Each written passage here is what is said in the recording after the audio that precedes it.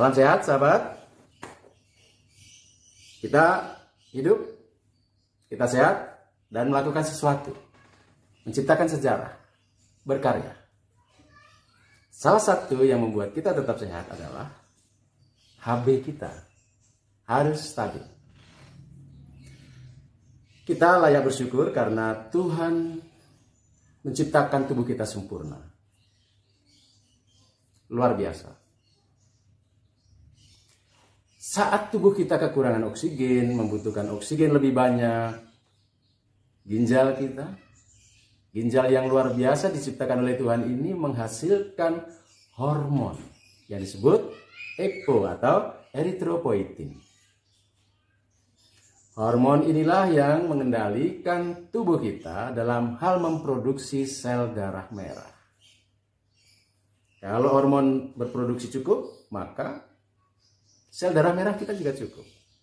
Hormon ini akan dikirim ke sumsum tulang belakang. Di situ ia memobilisasi, menghidupkan dapur produksi sel darah merah. Akan tetapi pasien gagal ginjal yang fungsi ginjalnya sudah menurun, bahkan sudah tidak berfungsi, produksi hormon EPO-nya terganggu. Sangat sedikit, atau ginjal tidak memproduksi sama sekali. Tetapi bersyukur,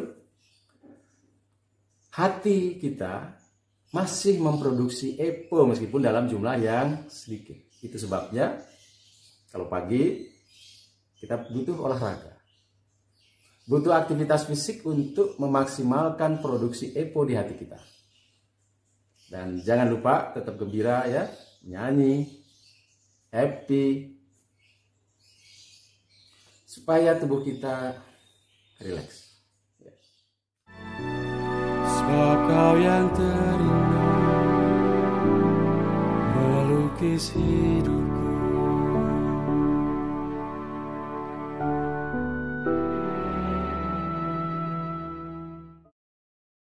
Sahabatku, EPO saja tidak cukup.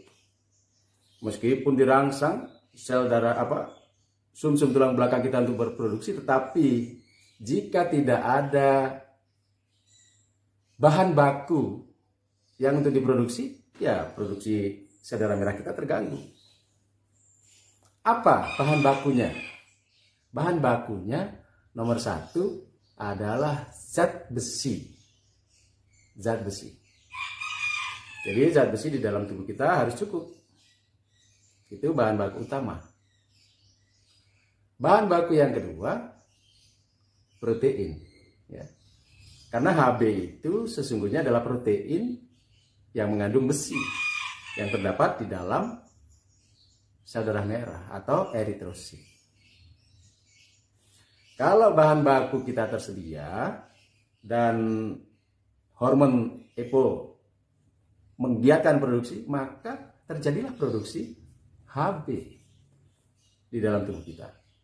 Beberapa teman mengatakan, saya sudah makan bagus, saya sudah makan protein, saya makan banyak sampai 6 kali. Nah itu ya.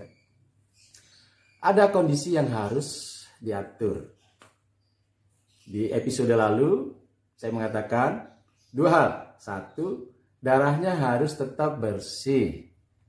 Konsumsi proteinnya tidak berlebihan, makanya tidak banyak. Nutrisinya cukup 1,2 gram kali berat badan per hari. Itu kebutuhan proteinnya, ya. Jangan protein terlalu banyak, justru mematikan sel darah merah yang masih hidup, yang masih kecil-kecil pik-pik yang disebut retikulosit itu. Ya, yang masih menempel. Jadi bahan bakunya harus sesuai. Nggak kayak orang sehat, makannya sebanyak mungkin. Kita tidak bisa. Kebutuhan proteinnya harus dibatasi supaya urium harian kita juga tidak tinggi. Sebab kau yang terindah melukis hidupku. Saya ulangi ya, supaya mudah dipahami. Untuk mempertahankan HB kita tetap bagus, tetap sesuai anjuran 10-12. Yang pertama, HDAD kuat, ya. Nomor 1, HDAD kuat supaya darah kita tetap bersih. Nomor 2, kendalikan pola makan. Sesuaikan kebutuhan protein. Pola makannya sudah ada, ya, di YouTube saya ini, di channel ini. Silahkan dilihat. Supaya apa? Supaya urium harian kita tidak terlalu tinggi.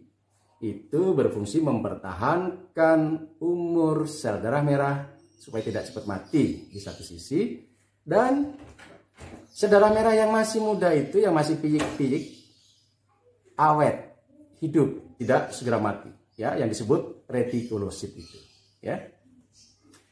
Nah, setelah itu baru kita merencanakan pola asupan-asupan yang penting, antara lain zat besi.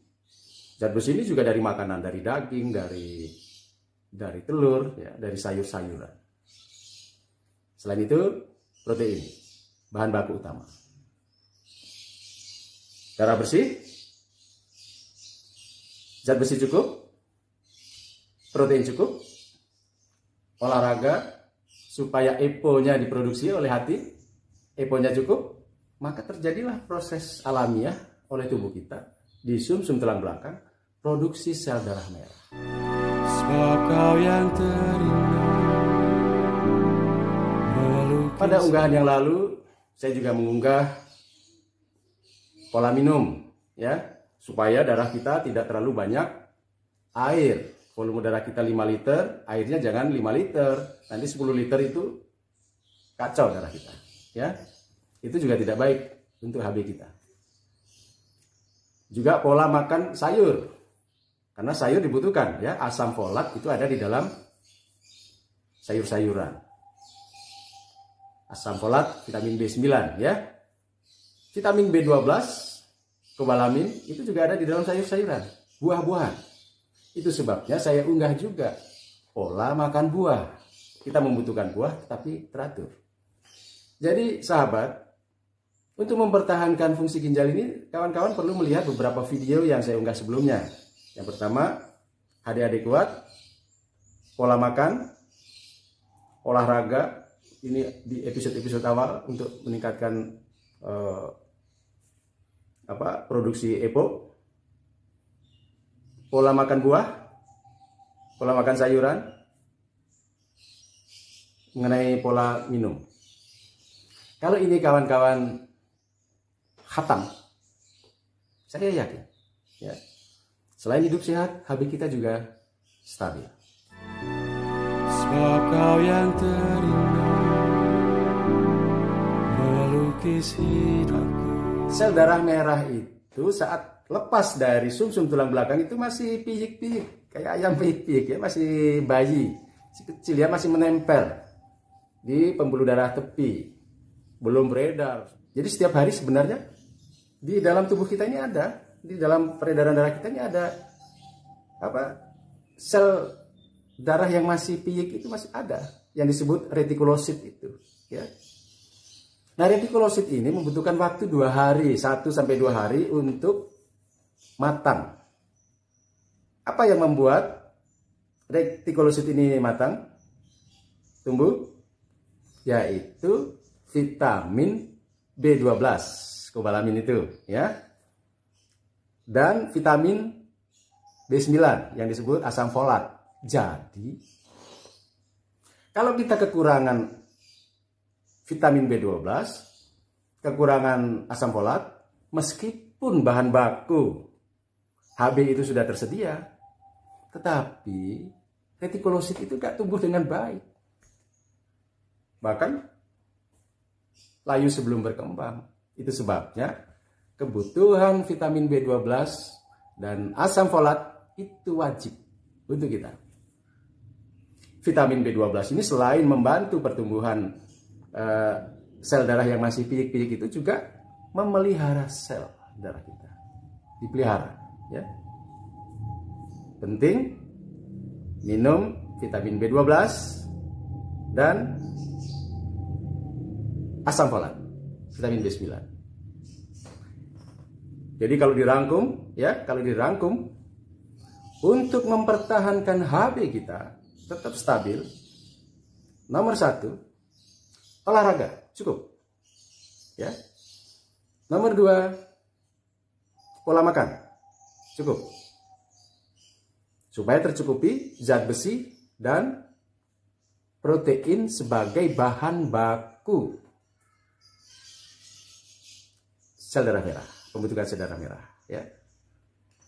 EPO yang dihasilkan oleh tubuh kita, oleh hati, meskipun tidak cukup.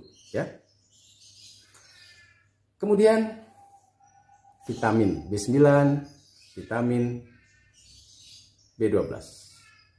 Kalau ini semua dicukupi, insya Allah, ya, insya Allah HB kita stabil, normal. Sebab kau yang terindah melukis hidupku.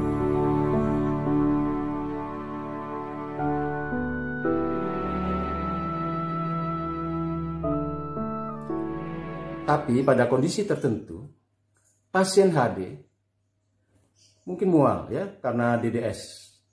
Ini pasien-pasien baru, disequilibrium dialisis syndrome. Masih penyesuaian, mual, pusing, badan nggak nyaman, jadi males makan, hilang nafsu makan. Nah, kalau sudah seperti itu, kita membutuhkan suplemen, ya, makanan tambahan dari luar.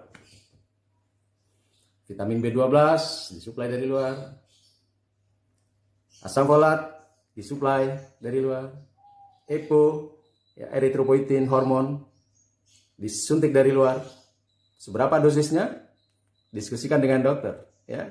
Jangan nanya teman, ya, nanti salah. Jangan nanya teman, karena kondisi masing-masing pasien ini spesifik. Diskusikan dengan dokter yang melihat, bertemu, mengetahui kondisi kita day to day atau setiap minggu. Beliau yang menentukan seberapa EPO diberikan. Apakah saya juga mengonsumsi suplemen tambahan?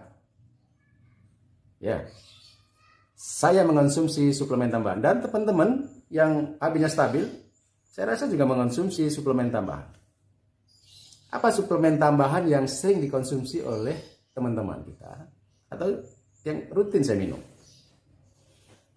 Nggak apa-apa ya kita menyebutkan merek. Ini berbagi kisah, bukan endorse untuk satu produk, ya. Tapi inilah yang saya konsumsi secara rutin.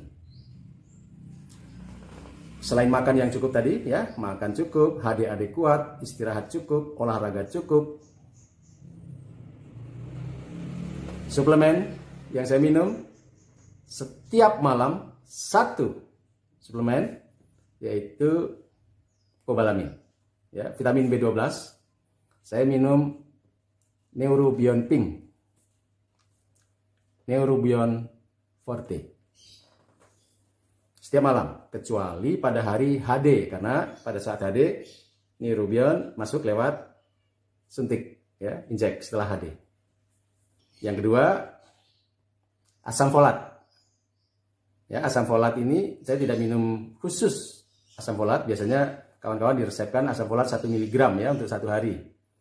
Saya minum lewat suplemen yang saya beli sendiri, yaitu Iberet Folik. Itu sudah ada asam folat, ada zat besi. 2 hari 1 kali.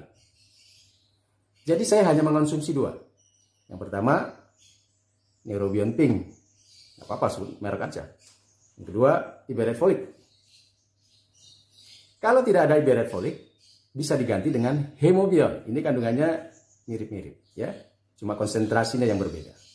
Jadi Neurobion dan Hemobion. Neurobionnya sehari 1 kali, Hemobionnya 2 hari 1 kali. Cuma itu.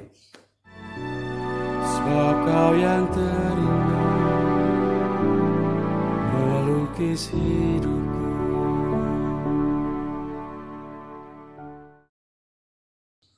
Kalau dirangkum secara keseluruhan dari yang episode 1, ya, bagaimana mempertahankan HB stabil 10 sampai 12. Ini. Sebab kau yang terindah melukis hidupku.